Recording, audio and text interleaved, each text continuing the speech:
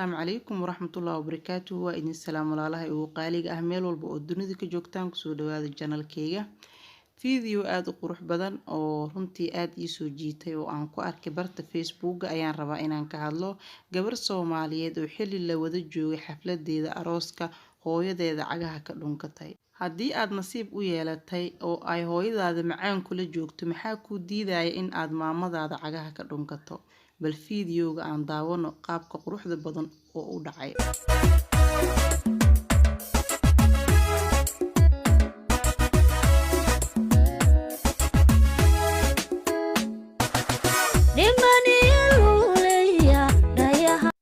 gabadha sida idin muuqataba waxay u soo socotaa dhanka hooyadeeda hooyada fadhiista oo xiran dharka jaalaha ah ayay u soo socotaa oo waxa ay rabtaa in ay cagaha ka dhunkato maasha Allah maxaa ka wanaagsan hooyadaada macaan inaad cagaheeda dhunkato ka badan intaas ka badan ayay mudan tahay hooyadaada macaan inaad u sameysid bal aan daawano sida ay u dhunkanayso iyo qaabka ay hooyadeeda u farxad gelinayso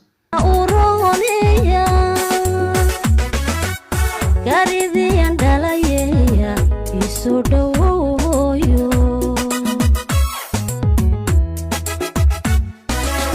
Demaniya luleya dayaha uroneya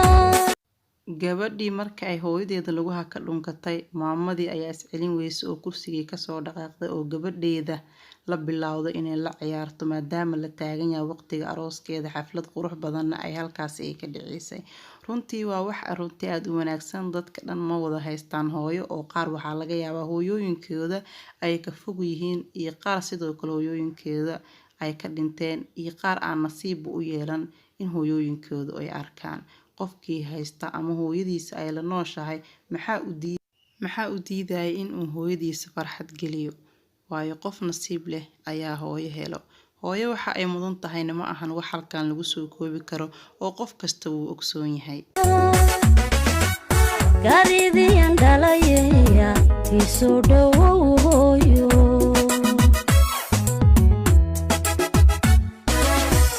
Oyoy dhaban quruxsaneya dadnimo waa loo dhashaye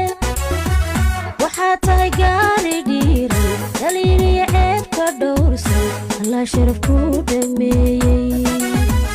asluubtiyo dhaqanka suuban anaa kugu dhalay xishoodka asluubtiyo dhaqanka suuban anaa kugu dhalay xishoodka anshaxan hooyaday ka dheegtay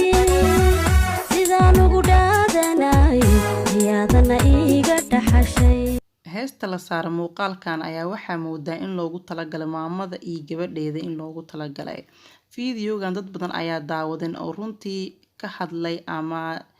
sida dareenkooda uu yahay cabirayay oo qaar badan ay ku jireen hooyooyinkooda nasiib aanan u yeelan in ay is arkaan ama ay kala fog yihiin ama ayba ka geeriyootay marka adi haddaad nasiib u yeelatay maxaa ku diidaya inaad hooyadaada farxad geliso waad mahadsantihiin asxaabta idin mahad celinaya muuqaalka xigo intaa ku kulmeyno sidaas ii nabadgelyo